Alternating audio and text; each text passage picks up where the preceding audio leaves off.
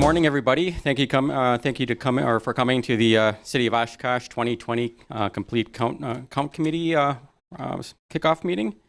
My name is Jeffrey Now. I'm a planner with the City of Oshkosh. I've worked for the city for the last 22 years, and this is my second go around with the Census Complete Count.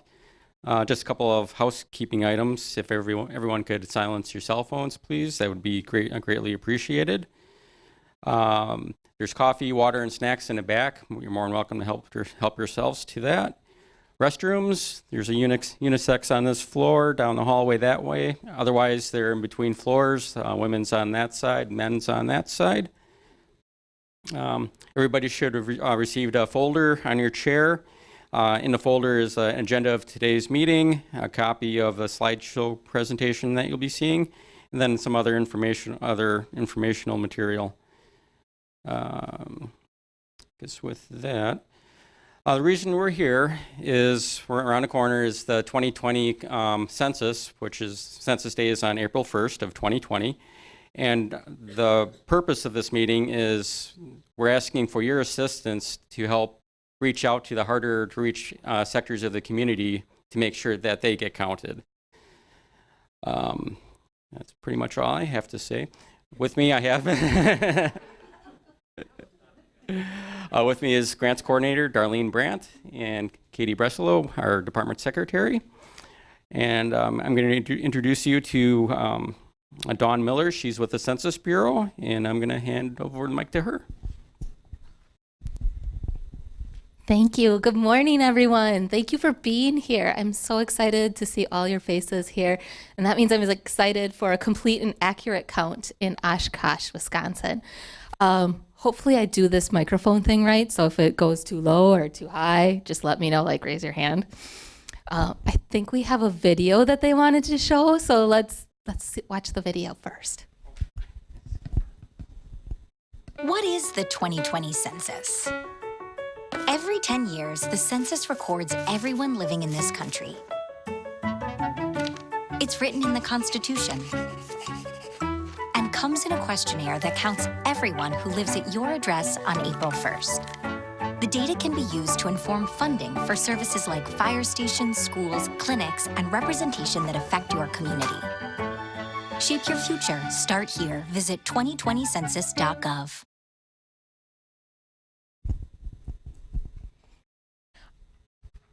So today you're here for the 2020 census kickoff for Oshkosh, Wisconsin. We're also going to go through a training, some of the information that'll prepare you to be with the information you need going forward about the 2020 census updates and to make you feel comfortable talking about the census within the community and knowing how to plan to help your community prepare.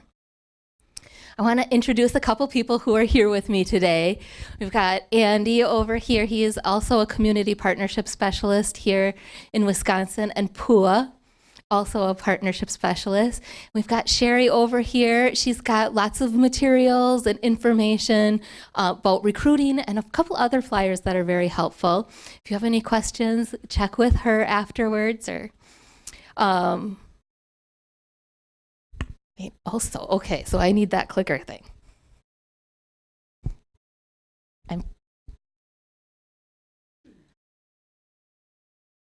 So I also want to introduce you to a special lady who couldn't be here today. This is Ms. Marilyn Sanders. She's the regional director for the Chicago region. The Chicago region covers Arkansas, Illinois, Indiana, Iowa, Michigan, Minnesota, Missouri, and Wisconsin. So that's a lot of communities within all those 8 states. So she's in charge of making sure everyone is counted throughout all those communities. And that's why we need important partners throughout those communities to help make that happen. Our mutual goal is to count everyone once, only once, and in the right place.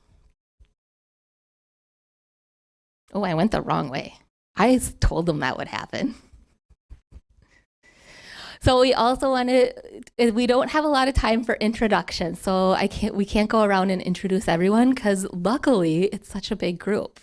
But I want you to know that there's a lot of leaders from faith-based community, nonprofits, business, and all sorts of other people here today. So thank you all for being here and taking time to be here. Is it okay if I take your photo from this angle real quick? Does anyone object?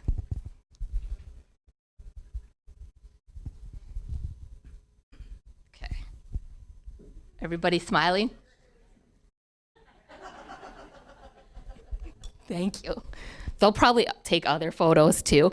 So that reminds me of one form. There's two forms I'm going to ask you to fill out today.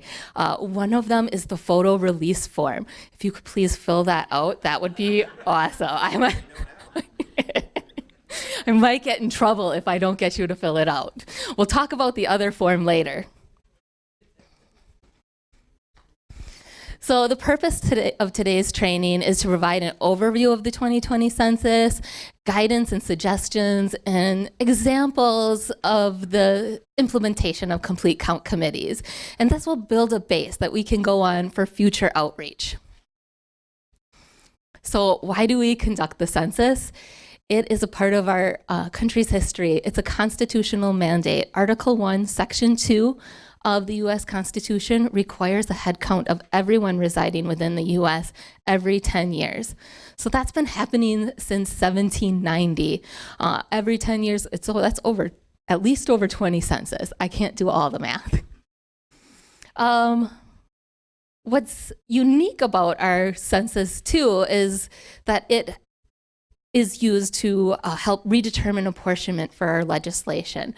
That means members of Congress are redetermined every 10 years based on the responses from based on the population data from the states. In 2010, some states lost representation and some states gained representation. Wisconsin held strong with their representation last time. Also, it's used for redistricting within our states. It's also important for community funding. Over $675 billion is redistributed annually in federal funds. I also put a flyer in your folders that has 50 other ways the census data is used. Federal funding is used for things like schools, hospitals, roads, things that really improve our quality of life. Why do we conduct the census? There is also planning for future needs. Census data is used to attract new businesses, forecast future transportation and housing needs, facilitate research, and publish economic statistical reports about the U.S. and its people. They really love their data. If you've ever been out on the website, there is a lot of information for you. This year is going to be a little bit different. It's a long part of our history, but there's some things that have changed. You will be able to respond online and by phone, which you haven't been able to do in the past. So there's 10 questions. You'll get an invitation mid-March to respond to those questions by online or by phone. After that, you'll get a couple postcards reminding that you need to fill out your census. If you don't want to fill out the census in that way, you'll still get that paper questionnaire come April. We also have language support, non-English support for different languages because our country has a diverse number of people. The bold ones you see on the left, those are all the languages that you'll be able to access by phone and online. We also have supports for resource cards and other supports for the enumerators going door to door in the other languages. And that includes American Sign Language. Something we also want you to know is your information is going to be safe. Your privacy is very important to us. We do ask for your name and your age, but we only use that information as statistical data when we share it with others. When I started my position, and Pua and Andy, we all got there on our first day and they took us in a room and we had to take an oath to protect that information. I could get a fine or a of $250,000 or a 5-year imprisonment. And that information I'm required to protect for life. So we want to make sure as we go into the 2020 census that people know that we are not allowed to give their information to anyone else, whether that be your landlord or law enforcement or anyone else. No one should fear filling out the census. There's some really cool tools that you can look at as you're looking as a committee and to raise awareness, to help you plan for your outreach within your communities. One of those tools is our male participation rate map. We call it MAPper. The male participation rate map looks at areas across the country and how they responded to the 2010 census and the 2000 census, and it gives that data. So you'll notice the darker orange areas, those are the areas that responded at a higher rate. We are right there in a pretty dark orange area, which is really cool. We were number 1 in 2010 with an 82% response rate. That's a pretty high response rate, but there's still 18% of people that aren't responding to the census. We know that people will respond more honestly and will get more accurate information if they're self-responding. Also, Minnesota is 1 percentage point behind us, and we don't want them catching up to us in the census or on the football field.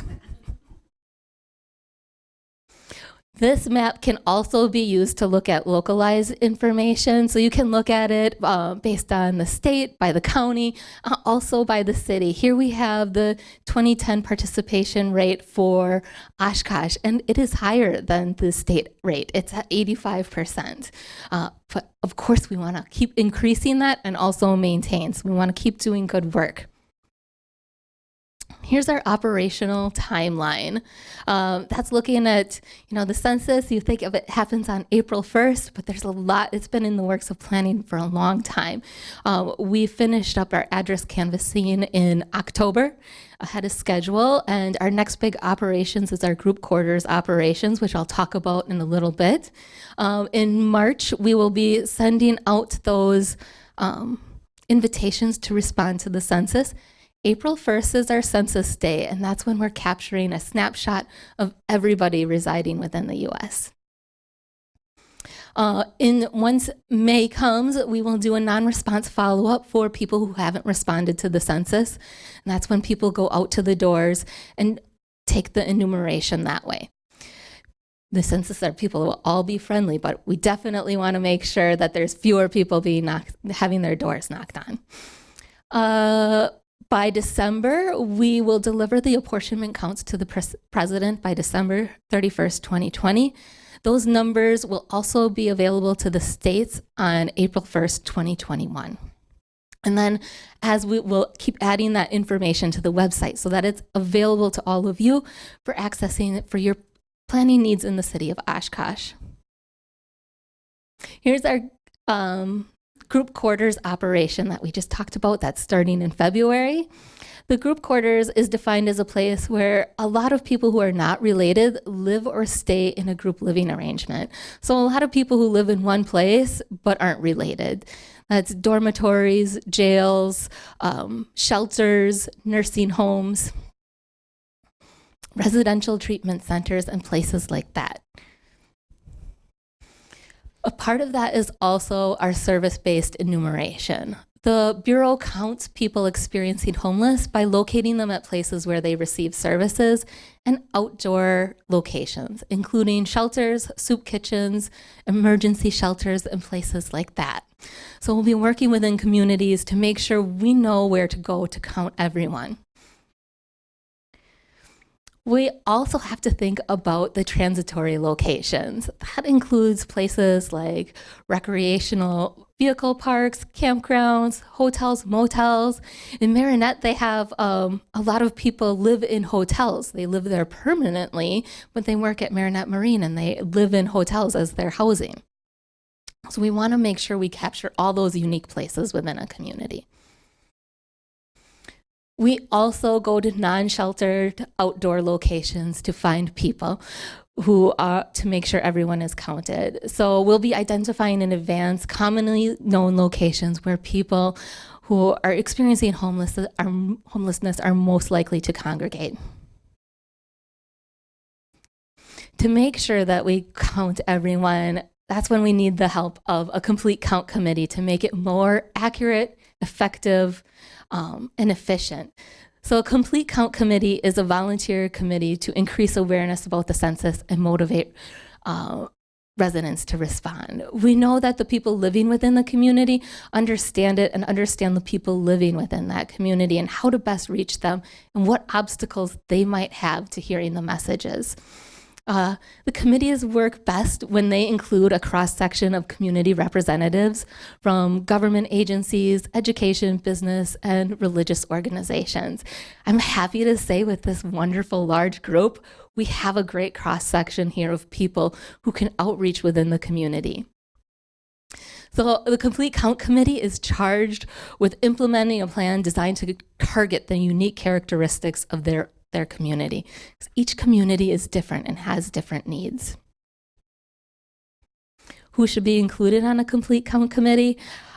We got a lot of great examples here. Also, you would want community organizations, the library, universities and colleges, faith-based organizations, social services, anyone who represents your community and would be able to outreach within that community.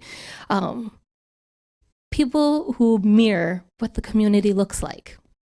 You also work with the partnership specialist, me, Andy Pua, to help make sure that you got the information that you need to do that outreach. And we'll be available to answer any questions, because the questions come up along the way. And I might not be able to answer all of them, but we have a great team that's here to support us all.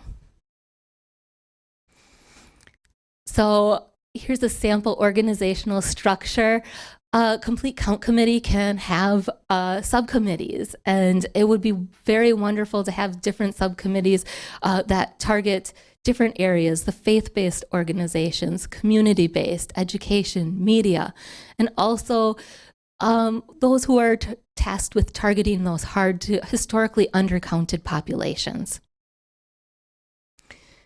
It is our belief in the Chicago region that communities of all populations should form complete count committees, and that none is too large, this is a wonderful large size one, and none is too small. To be involved to make certain that every person is counted once, only once, and in the right place. The activity timeline. So right now we are really big on our push for recruiting for jobs. We need to fill over 500,000 positions across the US. And who better to count a community than the people living within that community? So we know of people who are looking for extra income or people who want to do a civic duty but also make a little extra money. Please encourage them to go out to our website. We've got materials if you'd be willing to share a flyer. I have flyers within your folders as well, so if you pass a bulletin board, just tag it on up there.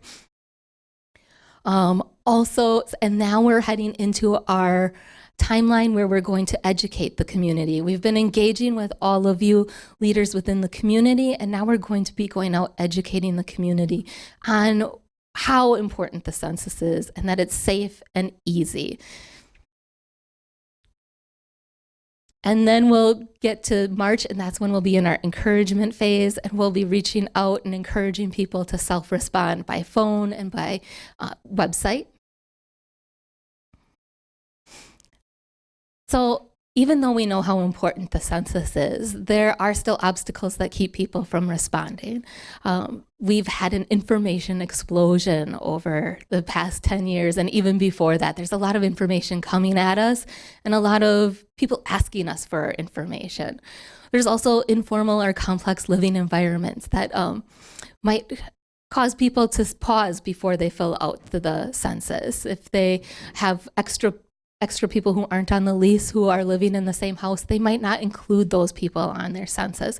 But the census goes out to households and everyone should be included.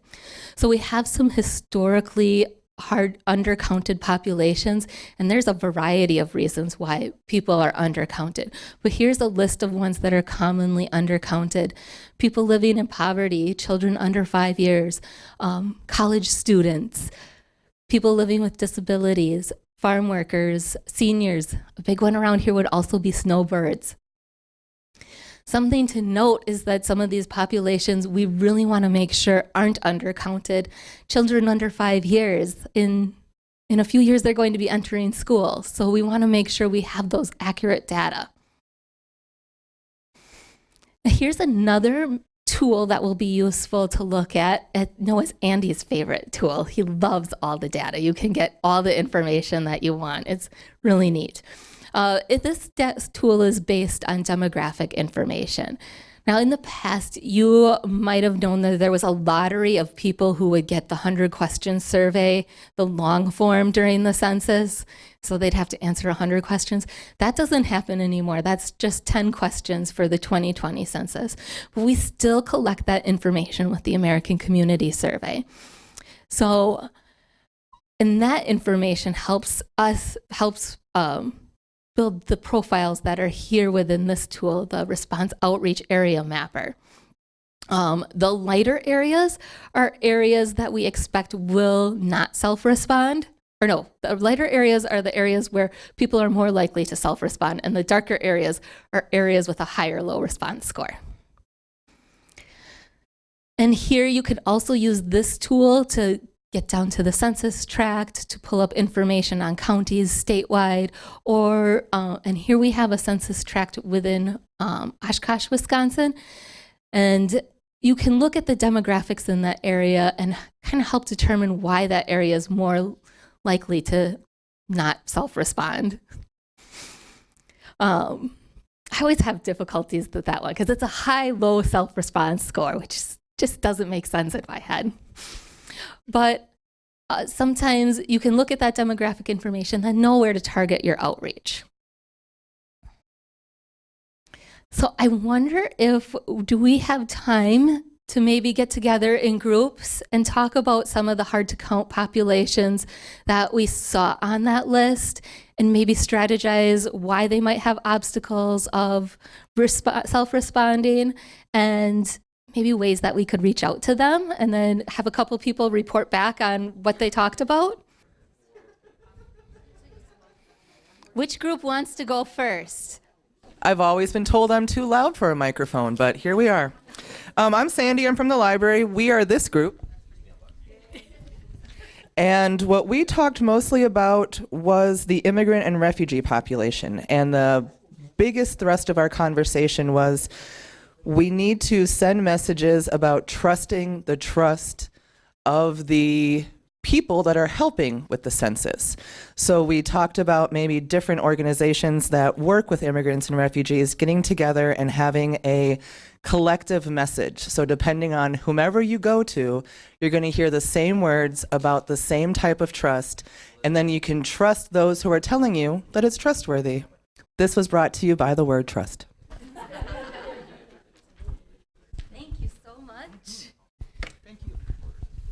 Thank you. All right, who will go next? Back group?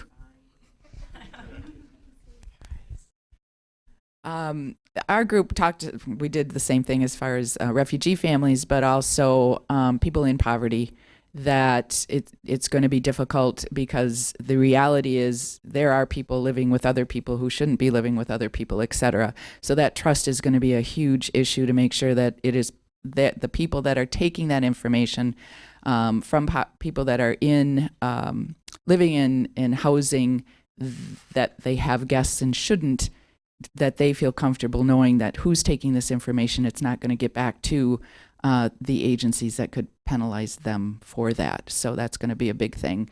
And just the educating the people to really be able to believe that is going to be a big deal. Was there anything else? Thank you.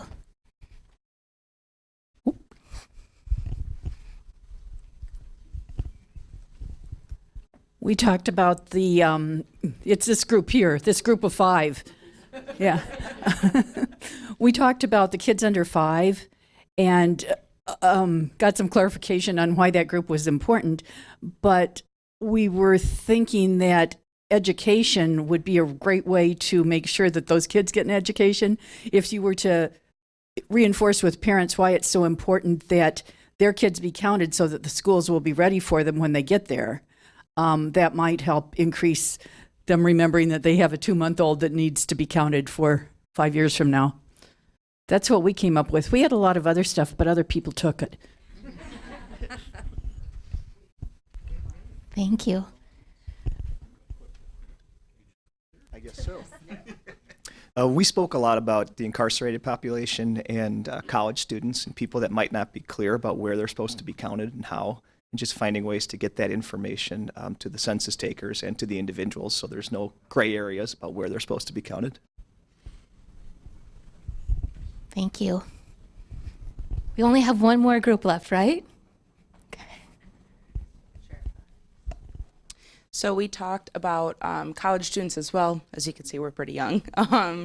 We just talked about how with a lot of roommates, people are unsure whether or not they should be counting themselves alone or if their parents should be counting them or their guardians. So just educating our population specifically that we are counting ourselves, that our parents aren't counting us.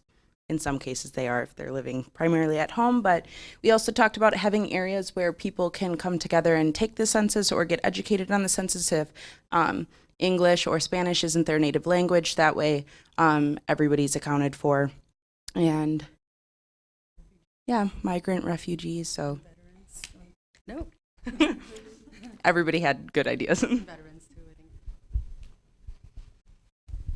I loved all the chatter and hearing you guys talk and coming up with ideas. And oh, wait, sorry. That group up there was talking about the children 0 to 5. Historically, why is that group undercounted? So there are a variety of reasons why they might be undercounted. So they're They're not responsible. Somebody else is responsible for them. Why aren't they counted? Keep doing it. So there's children who are in complex living environments. Maybe they live in with one parent part of the year and another parent part of the year, or part of the time. We want to make sure that they get counted. So if maybe they're not talking about the census and they don't realize who should be counting them. If they don't want to talk about it, there is a spot on the census. We want everyone to fill it out. There's a spot that says, could this person be counted in another address? It says it in more formal language than me though. So if you're unsure if they're being counted somewhere else, put them down. They can fill out the part where they might be residing somewhere else as well. There's also foster families, and in the past, I think the form only went up to a certain number. So if people had more children than what was on the form, they might have left that last child off, or they didn't realize that every child should be counted. So there's a variety of reasons. And we want to make sure we're educating and sharing the information on all of that. Does that answer your question? Okay. I don't know. It just seems like so long as you have the guardians. We'll keep telling people to make sure. And that's why we got really nice posters like this that were put up that will help educate people on the importance of counting everyone. It was really great to see all your conversation, and I think this is just the start of that conversation. As we move into subcommittees, or as you start doing outreach in the community, we can talk more about some of these topics. In your folders, there's also a form in the back on the other side where the photo release form wasn't, where you can fill out how you want to partner with us. If you would like to form a subcommittee or serve on a subcommittee, mark that on the box. If you're willing to take that recruiting flyer that was in your folder as well and hang that up somewhere, or hang up other flyers or take materials, check that box. There's also a lot of other ways that you can partner with the census. So if you could take a few moments before you leave to fill that out. I also heard a lot of talk about trust, and we want to make sure that as we go into the census that we are working together to help build that trust. One of the ways is to make sure people know how to identify census workers. They will have badges. They will also be able to call people will be able to call in and confirm the census workers within their community. The census workers will have their laptop bags and their iPads will have the census logo on it. Another way to make sure that the person who you're talking to is with the census is there's questions the census will never ask. We'll never ask for your social security number for the decennial census. We will never ask for your bank account information or for you to do something on behalf of a political party or to make a donation. Those questions don't come at the decennial census. Yes. I can tell you what those 10 questions are. It's really nice. We have the whole form on here, so that sounds it. And we also have a green sheet in your folder, or it's outlined in green. I always call it a green sheet, but it's outlined in green. It has the answers that we're looking for, like the things we're going to ask about and why we ask them, so people understand why those questions are on their census. We try to mitigate, there's our need for information, but also the need to not burden people by asking too much of their information. Yes, that's the one. Let me see, was there anything else in the folder I wanted to make sure to mention?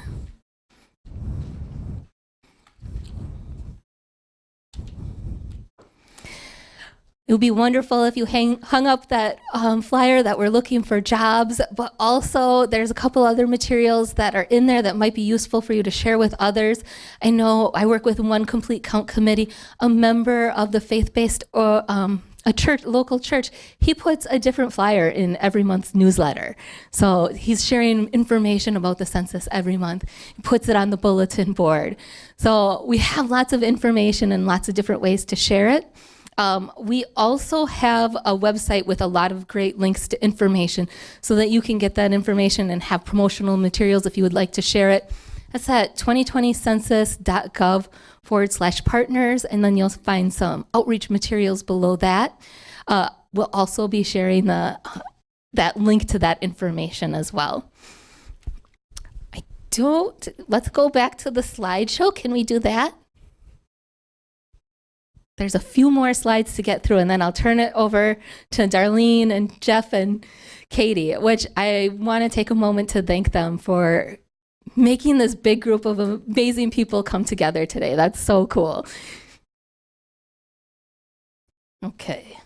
Am I going the wrong way? No. We've reported out. Okay, so critical next steps. We've already, with this great work, have done the kickoff meeting and had the first meeting. We also want to identify resources on hard to count areas and populations. Find different ways to incorporate census info in newsletters, social media posts, podcasts, mailings, and websites. We've got a lot of materials that you can use online in our promotional materials. Well, we're really close to the end of my presentation. Do any of you have any questions?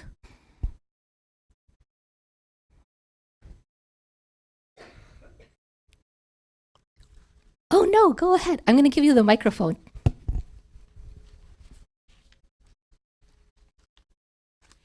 You had a list of different languages. Yes. Some were bolded, which means they can take the census by telephone in those languages. Mm-hmm. How do people get access to the other languages who speak those languages? That will happen when the enumerators go door to door. And they'll, yes. Did anyone else come up with any? Oh. Based on that, would we be able to, if we had a way for like a telephone translator in our agency, can they do it that way by phone then? Will a third-party translator be allowed on the line that isn't from the census? There's two things we're getting clarification on, and I'll add that to the list for our Friday call. Okay. I will get the information for you and we'll get it back to the group. Are there any other questions that came up? Well, again, I don't know if I showed this enough, but I really appreciate you being here to talk about the 2020 census, the updates, and how we can work to make sure people know how important, safe, and easy the census is. Thank you. Thank you, Dawn. Yeah, I want to thank Dawn and her crew. Give them a round of applause, please. They did a very, very nice job on their presentation. I guess in closing, the city's next steps that are coming up, we're going to be creating a website on the city's homepage, or not the city's homepage, but creating a dedicated website for the census, providing links, PSA announcements, that sort of thing. We're going to be working with Oshkosh Media Services. They're going to be running this presentation, and we're going to have them run several of the PSAs that's available from the U.S. Census Bureau website. The Oshkosh Herald will be doing periodic updates, started a couple weeks ago, and they'll be doing periodic updates now until the Census Day, April 1st. The Dawn and her staff will be coming on March 9th to the next Oshkosh State of the City at the Convention Center.